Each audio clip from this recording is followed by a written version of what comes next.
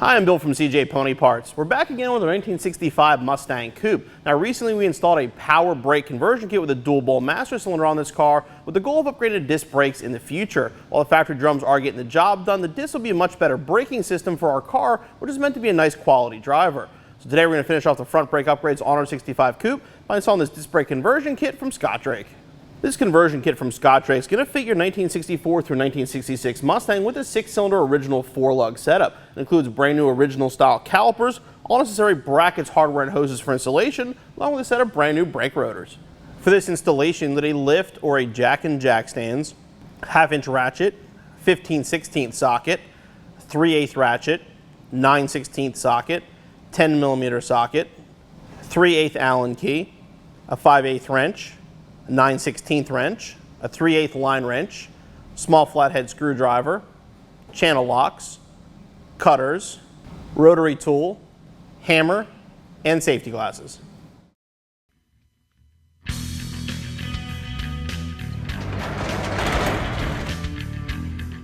going to start by getting the car off the ground and remove both the front wheels. Then we're going to remove the dust cap from the drum so we can start disassembling the drum brakes.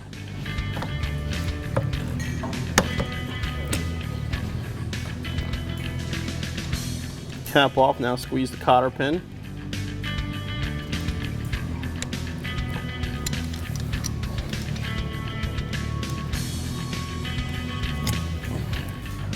Now we're going to remove the retaining nut.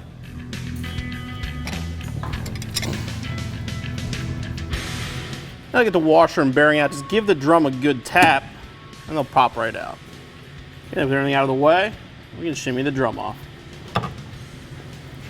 This time we're going to attempt to disconnect the brake line. Ours has been on here probably since original, since everything is undercoated over here. This is a line you'll want to take a look at before you really begin the installation because you may want to end up replacing this. In our case, we already have a new line, so we plan on replacing it.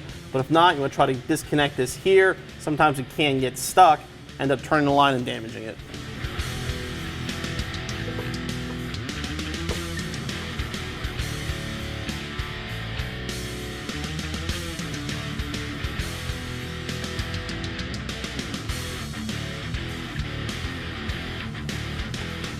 And our line is beyond repair at this point, so we're just going to cut it.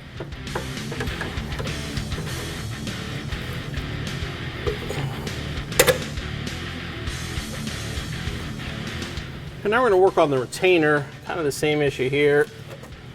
Lots of undercoating on it. Get some of that out of the way first.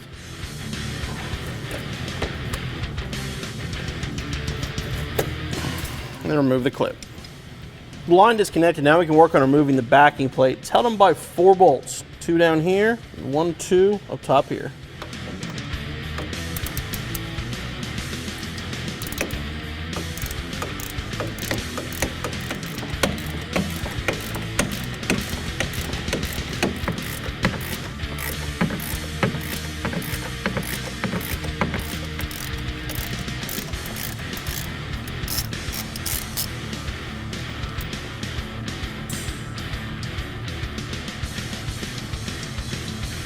The nuts off the back of the bolts. Now we're going to remove the backing plate with the drum.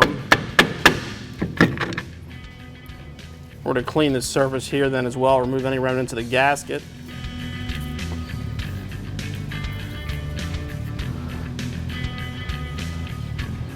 You want to grab a disc and clean the surface.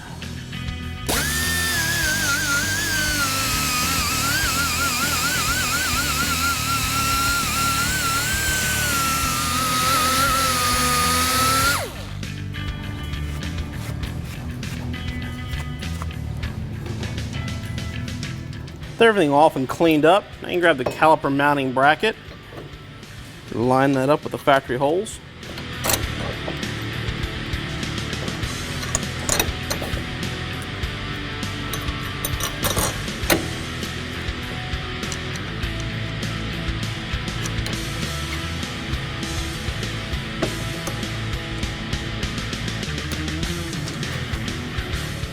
Okay, and then tighten them down.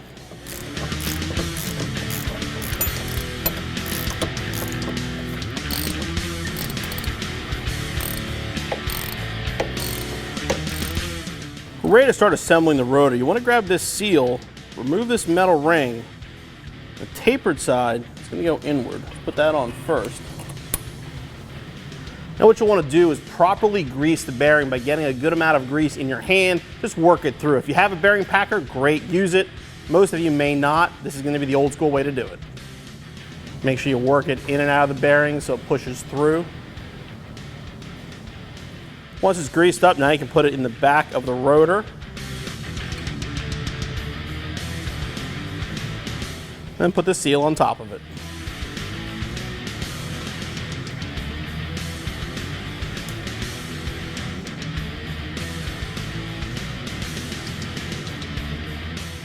I'm going to grease the spindle up.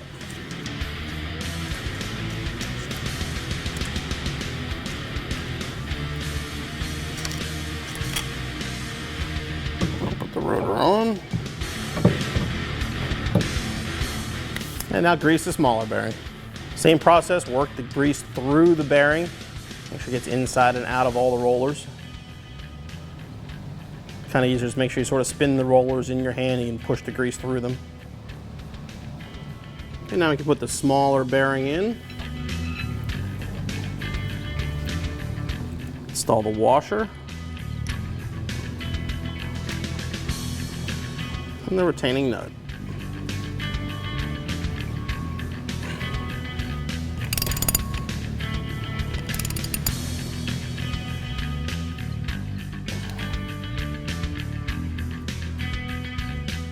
Get everything tight, now we can install the cotter pin.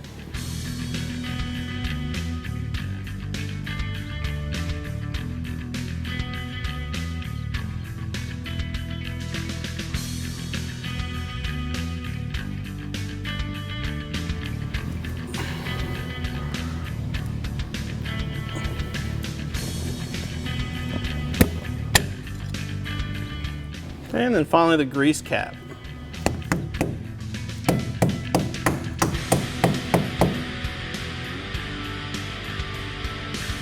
Before we install the caliper, we'll put a little caliper grease up here in the bracket.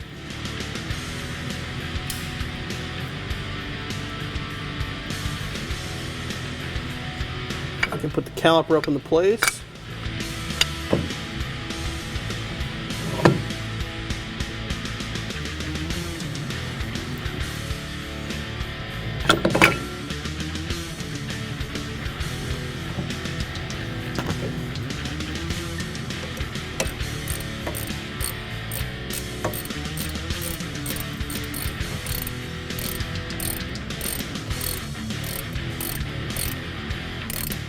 Now we're going to install the banjo bolt with the line. Put one washer on each side of the line.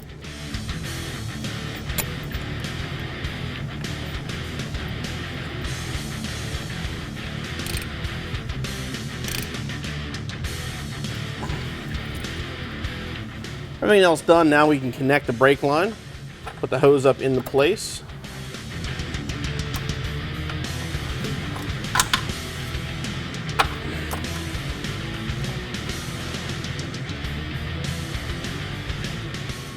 And slide the retainer in.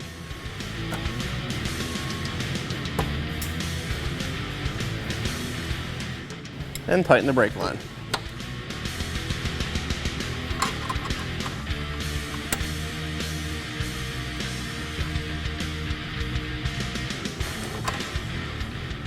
Okay, repeat the process on the other side, bleed your brakes, and your installation is finished.